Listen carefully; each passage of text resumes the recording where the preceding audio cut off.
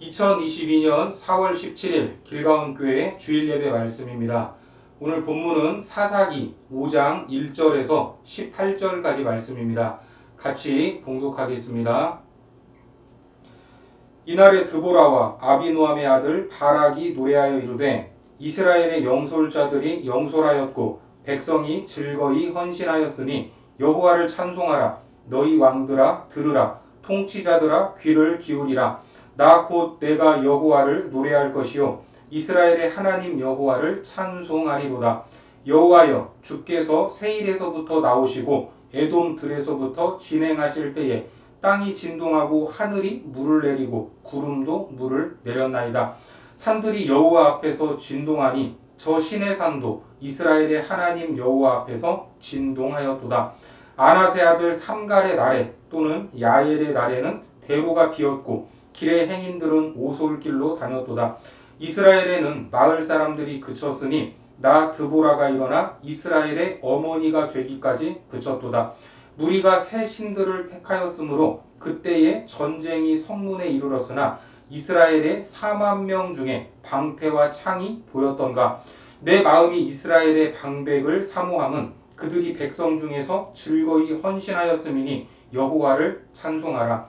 흰 나귀를 탄 자들, 양탄 자에 앉은 자들, 길에 행하는 자들아 전파할지어다.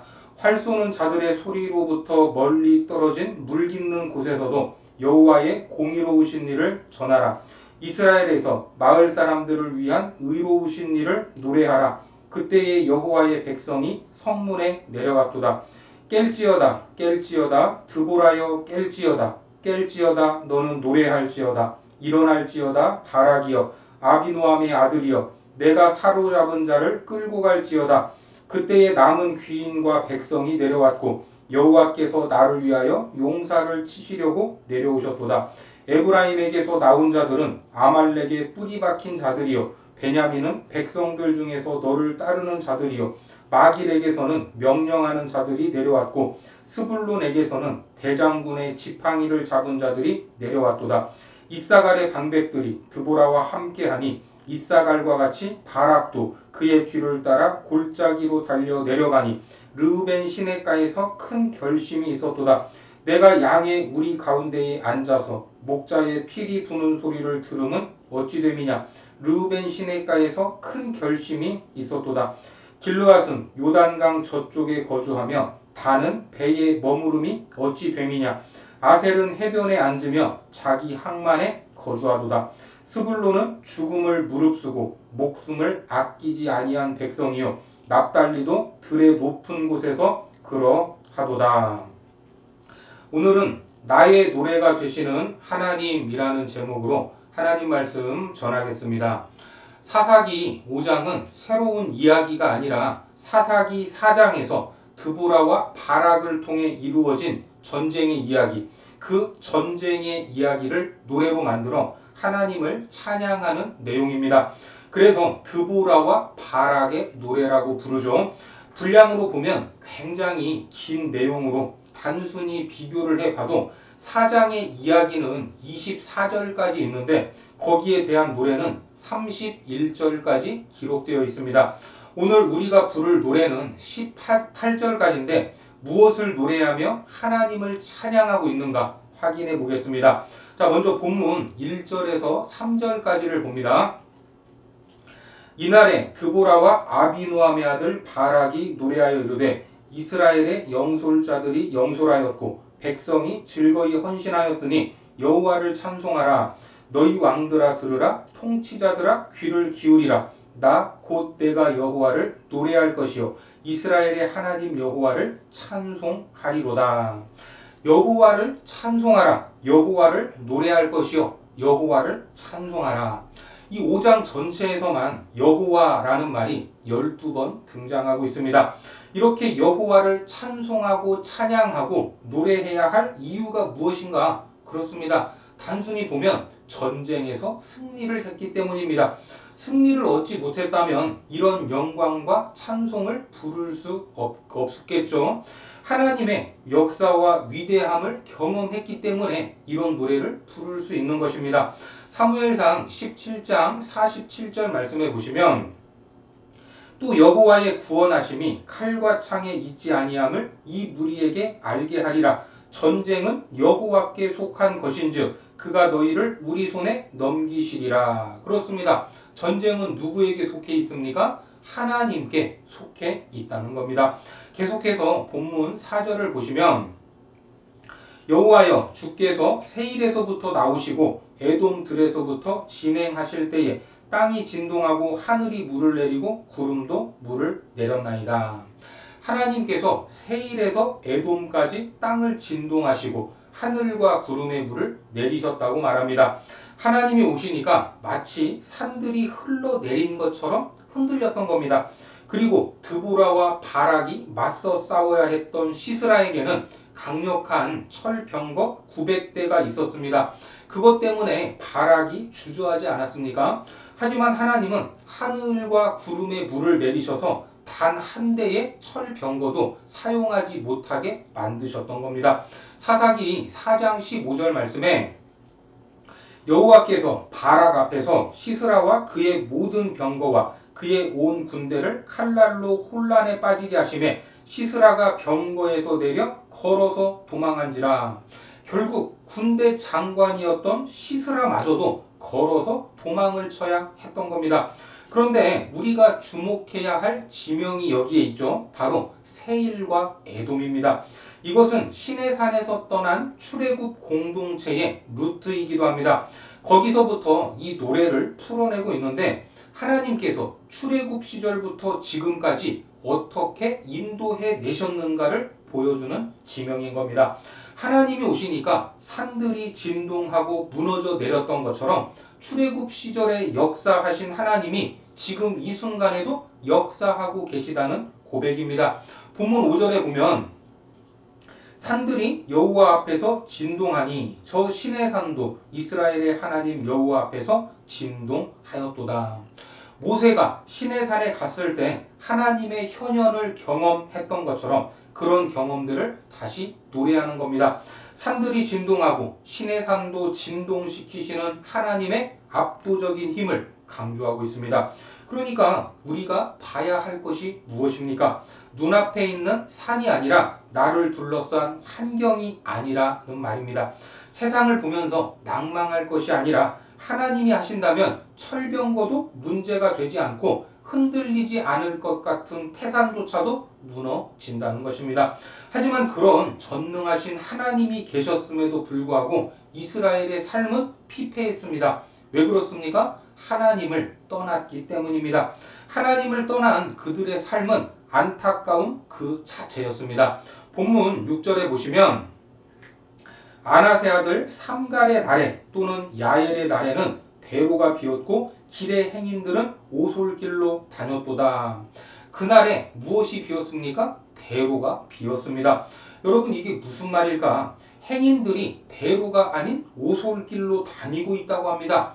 왜 큰 길을 놔두고 뒷길로 다녀야 합니까? 이 말은 당시 가나안 왕정 국가가 통행세를 받았는데 과도하게 높은 통행세 때문에 대로로 다닐 수 없었던 겁니다. 한마디로 얼마나 억압적인 정책들이 펼쳐졌는지를 알 수가 있죠.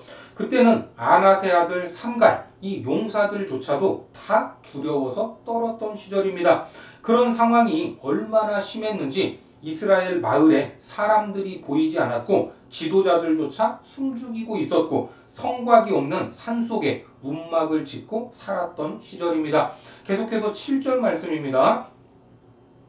이스라엘에는 마을 사람들이 그쳤으니 나 드보라가 일어나 이스라엘의 어머니가 되기까지 그쳤도다.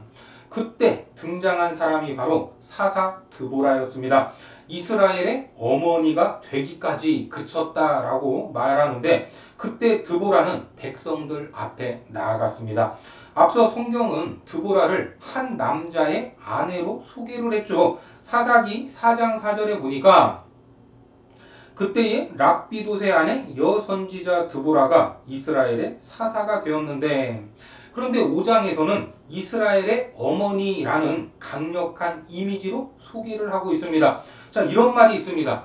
여자는 약하지만 어머니는 강하다. 어떻습니까? 실제로 남자들이 무능할 때 여성들, 아니 어머니가 나서서 가정을 구하고 나라를 구하는 경우가 있습니다. 미국에 가면 빠지지 않고 구경하는 것 중에 하나가 자유의 여신상입니다.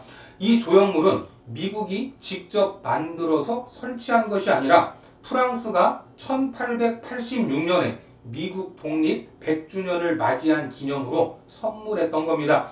이 자유의 여신상의 모티브가 된 것이 1830년에 그려진 민중을 이끄는 자유의 여신입니다. 이 그림은 프랑스 대혁명 시절에 자유, 평등, 박애를 상징하는 프랑스 국기를 들고 앞서가고 있던 한 여인의 모습을 그린 그림입니다. 이때 왕정을 타도하고 공화정을 세웠죠. 아마도 교과서나 어디에서라도 한 번은 봤던 그림일 것입니다. 이처럼 약해 보이는 여성들이 나섰지만 강력한 리더십으로 민중을 이끌면서 압도적인 지지를 받았던 역사들이 있습니다. 여성들이 안 해서 그렇지 나서기만 하면 결코 약하지 않습니다. 그리고 다시 한번 이스라엘의 모습을 지적하고 있죠. 8절에 보면 무리가 새 신들을 택하였으므로 그때에 전쟁이 성문에 이르렀으나 이스라엘의 4만 명 중에 방패와 창이 보였던가. 무리가 새 신들을 선택했다라는 이 의미가 무엇인가? 하나님께 헌신하지 않고 가나안에 있는 온갖 우상들을 섬겼다는 말입니다. 이로 인해 전쟁이 일어난 것입니다. 하지만 이스라엘에는 힘이 있습니까? 없습니까? 아무런 힘도 없습니다. 이스라엘 4만 명 중에 방패와 창이 보였던가? 전쟁이 성문까지 왔지만 싸울 무기가 없었다는 말입니다. 방패와 창은 무기 중에서도 가장 기본적인 무기입니다. 그것이 없었다면 아예 하나도 없었다는 말이죠. 요즘 러시아와 우크라이나가 전쟁을 하고 있는데 객관적인 전력으로 싸움 자체가 되지 않습니다. 왜 그렇습니까? 우크라이나의 무기가 러시아에 비해서 열세이기 때문입니다. 그래서 세계 여러 나라에 무기를 달라고 요청을 하지 않습니까? 그래서 여러 나라에서 도와주고 있지만 첨단 무기는 함부로 내주지 않습니다. 거기에 기술이 담겨 있고 그 기술이 유출되면 자기 나라의 해악이 될 수 있기 때문입니다. 고대 세계에서도 이 철기 문명은 블레셋이 앞서갔습니다. 그리고 애굽에서도 철을 다루는 기술은 철저히 숨겼기 때문에 이스라엘이 노예 생활을 할 때에도 철기 문명은 가르쳐 주지 않았습니다. 그것으로 자기들을 공격할 수 있지 않겠습니까? 그래서 이스라엘은 계속해서 무기가 변변치 못했습니다. 언제까지 변변치 못했나? 사무엘상 13장에 보니까 이렇게 말씀하고 있어요. 그때에 이스라엘 온 땅에 철공이 없었으니 이는 블레셋 사람들이 말하기를 히브리 사람이 칼이나 창을 만들까 두렵다 하였습니다.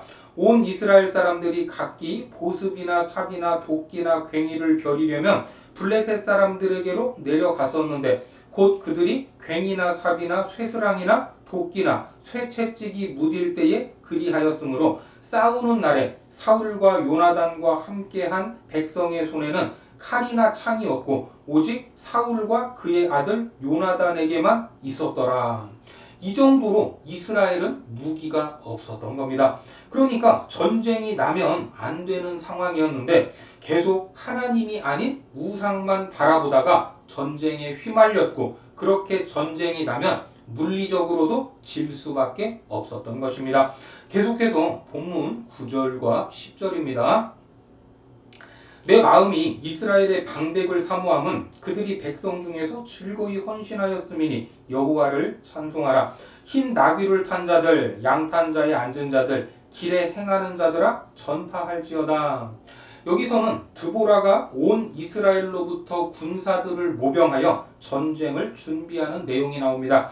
그 안에는 이스라엘의 방백으로 지도자들로부터 시작해서 모든 부류의 사람들이 즐거이 헌신했다고 합니다. 특히 흰 나귀를 탄 자가 나오는데 어떤 짐승이든 흰색이라면 희소성 때문에 매우 가치가 있고 비쌉니다. 그래서 흰 나귀를 타는 사람은 부자를 말하는 것이죠. 그리고 양탄자에 앉은 사람은 중산층 정도의 사람이고 길에 행하는 자들은 버스나 지하철을 타고 다니는 일반적인 소시민들을 의미합니다. 그들에게 뭐라고 합니까? 전파할지어다 라고 말합니다. 이 말은 히브리 말로 시후라는 단어를 사용하고 있는데 우리말로 보면 전파하라 라고 했을 때 큰 소리로 외치는 것을 의미하지만 히브리 말로는 반복하여 말한다 라는 의미와 조용히 묵상한다 라는 두 가지 의미가 있습니다. 그러니까 하나님의 구원 역사를 크게 선포하면서 찬양하는 것 필요합니다. 이것도 필요하지만 그 역사 속에 담겨져 있는 하나님의 능력과 은혜를 깊이 있게 묵상하는 것도 필요하다는 것입니다. 그 하나님의 구원을 묵상할 때, 하나님의 역사를 묵상할 때 내가 드렸던 헌신이 그렇게 중요할까요? 그 하나님의 역사를 생각할 때 내가 그런 은혜를 받을 만한 자격이 있었던가요? 전혀 그렇지 않다는 겁니다. 상류층이든 중산층이든 하층민이든 온통 관심은 어디에 있었습니까? 가나안의 우상들이 주겠다고 약속한 세상의 풍요와 번영에 있었습니다. 어떻게 보면 하나님 앞에서 복을 받을 만한 일을 한 것이 하나도 없다는 것을 알게 될 겁니다. 그저 적들의 압제로 인해 부르짖었고 어느 날 드보라라는 사사가 일어나 이제 일어나서 나와라 하는 이 외침에 반응해서 나왔을 뿐인데 그것을 큰 헌신으로 여겨주셔서 그렇게 큰 구원의 역사를 하나님께서 보여주셨다는 겁니다. 그러니까 이스라엘의 승리는 결국 하나님이 앞서서 행하셨기 때문에 얻을 수 있었던 겁니다. 사사기 4장 14절과 15절에 보시면 드보라가 바락에게 이르되 일어나라 이는 여호와께서 시스라를 내 손에 넘겨주신 날이라 여호와께서 너의 앞서 나가지 아니하시느냐 하는지라 이에 바락이 10,000명을 거느리고 다볼산에서 내려가니 여호와께서 바락 앞에서 시스라와 그의 모든 병거와 그의 온 군대를 칼날로 혼란에 빠지게 하심에 시스라가 병거에서 내려 걸어서 도망한지라. 여러분 이게 무슨 말입니까? 하나님께서 이미 적장 시스라를 넘겨주셨다는 겁니다. 그렇게 넘겨주시고 하나님은 뭐 하십니까? 팔짱 끼고 가만히 계시면서 너희들이 어떻게 싸우는가 보자 하고 계신 것이 아니라 우리보다 앞서 나가셔서 다 정리하셨다는 말입니다. 모든 병거와 온 군대를 혼란에 빠지게 하셨다 이렇게 말하지 않습니까? 한마디로 우리는 싸우려고 폼만 잡았는데 가서 보니까 자기들끼리 치고받고 이미 정리되어 있었다는 것입니다. 이렇게 하나님이 그 큰 능력으로 홀로 다 이기시고 정리하실 거면 왜 우리의 헌신을 요구하실까? 우리의 헌신이 하나님 앞에서 그렇게 중요하고 어떤 큰 의미가 있겠습니까? 그렇지 않습니다. 하지만 여기에 큰 은혜가 있다는 것입니다. 그 위대한 일을 우리와 함께 하시고자 한다는 것입니다. 내가 사랑하는 내 백성과 이 일을 이루어 가시기를 원하시는 하나님의 마음입니다. 사실 드보라의 부름을 받았던 바락의 모습을 보면 드보라가 같이 가지 않으면 자기도 안 가겠다 하고 뒤로 물러서지 않았습니까? 그렇게 용맹하지도 않았지만 작은 순종, 작은 헌신을 기뻐 받으시고 히브리서 11장 믿음의 전당에 바락이라는 이름을 올려주셨습니다. 히브리서 11장 32절에 보시면 내가 무슨 말을 더하리요? 기드온, 바락, 삼손, 입다, 다윗 및 사무엘과 선지자들의 일을 말하려면 내게 시간이 부족하리로다. 여러분 바락과 함께 기록된 이름들 기드온, 삼손, 다윗, 사무엘과 같이 바락의 이름이 올라갈 만합니까? 그렇지 않습니다. 그런데도 하나님이 기뻐 받으셨다는 것입니다. 그래서 무엇을 노래합니까? 하나님이 행하신 일을 노래해야 하는 겁니다. 계속해서 본문 11절에서 13절까지를 보겠습니다. 활 쏘는 자들의 소리로부터 멀리 떨어진 물 깃는 곳에서도 여호와의 공의로우신 일을 전하라. 이스라엘에서 마을 사람들을 위한 의로우신 일을 노래하라. 그때의 여호와의 백성이 성문에 내려갔도다. 깰지어다 깰지어다 드보라여 깰지어다 깰지어다 너는 노래할지어다 일어날지어다 바락이여 아비노함의 아들이여 내가 사로잡은 자를 끌고 갈지어다 그때에 남은 귀인과 백성이 내려왔고 여호와께서 나를 위하여 용사를 치시려고 내려오셨도다. 하나님이 하시는 일에 미약한 우리를 부르시고 작은 헌신이라도 할 수 있도록 불러주셨다면 우리는 그것으로 인해 즐거워하고 기뻐하라는 겁니다. 이것이 헌신입니다. 그래서 하나님이 왜 나를 헌신된 자로 부르시는지 알아야 하고 그렇게 불러주시는 것이 얼마나 큰 은혜인가, 얼마나 큰 특권인가, 얼마나 큰 복인가 하는 것을 알아야 할 것입니다. 우리 모두가 하나님이 부르실 때 만사를 제쳐두고 반응할 수 있기를 바랍니다. 그때 하나님의 역사와 능력을 경험할 수 있기 때문입니다. 그래서 14절에서 18절까지의 내용은 이 헌신에 참여한 자들과 참여하지 않은 자들을 말하고 있습니다. 자, 먼저 14절 말씀을 보겠습니다. 에브라임에게서 나온 자들은 아말렉의 뿌리 박힌 자들이요 베냐민은 백성들 중에서 너를 따르는 자들이요 마길에게서는 명령하는 자들이 내려왔고 스불론에게서는 대장군의 지팡이를 잡은 자들이 내려왔도다. 여기에 아말렉의 뿌리 박힌 자들이 나옵니다. 전에도 봤지만 출애굽 당시에 이스라엘과 함께 수많은 잡족들이 함께 탈출을 했습니다. 그리고 아말렉은 이스라엘과는 원수 관계였고 혈통적으로 순수하지 않은 사람들이었지만 하나님의 부르심 앞에서 순종과 헌신으로 반응을 하면 민족과 혈통이 중요하지 않다는 말입니다. 그리고 마길은 므낫세의 장자로 흥미로운 것은 명령하는 자들이 순종하여 내려왔다는 겁니다. 또한 대장군의 지팡이를 잡은 사람들은 누구냐? 기록하는 사람들로 전쟁에서 행정을 담당하던 서기관들입니다. 전쟁이 무조건 싸움만 하는 것이 아니죠. 그 싸움을 잘할 수 있도록 지원하는 병참과 보급 그리고 정보를 분석하는 일도 아주 중요한 일입니다. 계속해서 15절에서 17절까지 말씀입니다.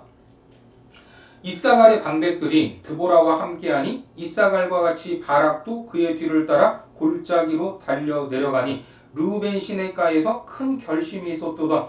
내가 양의 우리 가운데 앉아서 목자의 피리 부는 소리를 들으면 어찌 됨이냐. 르우벤 시내가에서 큰 결심이 있었도다. 길르앗은 요단강 저쪽에 거주하며 다는 배에 머무름이 어찌 됨이냐. 아셀은 해변에 앉으며 자기 항만에 거주하도다. 르우벤 시내가에서 큰 결심이 있었다는 말을 두 번 반복하고 있죠. 르우벤은 가축이 많은 지파로 가축을 지키는 일에 전념하다가 이 전쟁에 동참하지 않은 겁니다. 큰 결심은 뭔가 하겠다는 결심이 아니라 그냥 이럴까 저럴까 논쟁만 하다가 끝났다는 겁니다. 그리고 길르앗은 요단강 동편에 있는 므낫세 반 지파로 말 그대로 이 전쟁을 강 건너 불구경하고 있었고 단 지파는 페니키아 선박에서 돈을 벌고 있었기 때문에 굳이 전쟁에 나가서 고생할 필요가 없었다고 했던 겁니다. 아셀 지파도 해변에 앉아서 자기 부를 누리고 있었습니다. 한마디로 지킬 것이 많은 사람, 잘 사는 지파는 전쟁에 나가지 않았다. 내가 가진 것이 많고 지금 내 삶이 안전한데 굳이 그 전쟁에 참여할 필요가 없었다는 겁니다. 마지막 18절 말씀입니다. 스불론은 죽음을 무릅쓰고 목숨을 아끼지 아니한 백성이요 납달리도 들의 높은 곳에서 그러하도다. 하지만 스불론과 납달리는 죽음을 무릅쓰고 동참했습니다. 하나님의 부르심에 반응한 것입니다. 우리가 하나님을 노래하고 찬양할 수 있는 이유는 그 부르심의 순종과 헌신으로 반응할 때입니다. 출애굽 시절에 역사하셨던 하나님은 사사기에서도 역사하셨고 지금도 우리의 삶과 사역 가운데 역사하고 있음을 믿으시기 바랍니다. 세상의 풍요를 쫓고 하나님을 등졌던 이스라엘, 그들은 영적으로 피폐했고 굳이 어렵게 살지 않아도 될 삶을 살아야 했습니다. 이처럼 하나님을 바라보지 않고 세상을 바라보면 타락할 수밖에 없습니다. 하지만 다시 하나님을 바라보고 하나님의 부르심에 반응하면 하나님의 위대한 역사에 동참할 수 있고 우리 인생 가운데 노래할 이유를 주신다는 것입니다. 전능하신 하나님이 살아 계시기 때문에 이런 노래를 부를 수 있습니다. 우리 앞에 놓여 있는 고난과 어려움이 있습니다. 삶이 힘들고 앞이 보이지 않을 때도 있습니다. 하지만 그때에도 다시 하나님의 역사를 기대하시기 바랍니다. 이 부활의 아침에 사망 권세를 이기고 다시 사신 주님과 함께 다시 일어나 하나님의 부르심 앞에 순종하시고 작은 헌신이라도 드려서 하나님을 경험하고 그분을 노래하는 복된 삶이 되시기를 주님의 이름으로 축원합니다. 기도하겠습니다. 하나님, 오늘 부활의 아침을 맞이하게 하시고 하나님을 찬양할 수 있도록 인도하시니 감사드립니다. 특별히 하나님의 부르심 앞에서 작은 헌신이라도 미약한 순종이라도 드릴 수 있도록 도와주셔서 하나님의 위대한 역사와 행하심을 경험할 수 있도록 인도하여 주옵소서. 그리하여 우리 삶에 은혜를 베푸시고 놀라운 일을 행하시는 하나님을 노래하는 그런 복된 삶이 되도록 축복하여 주옵소서. 예수님의 이름으로 기도드립니다. 아멘.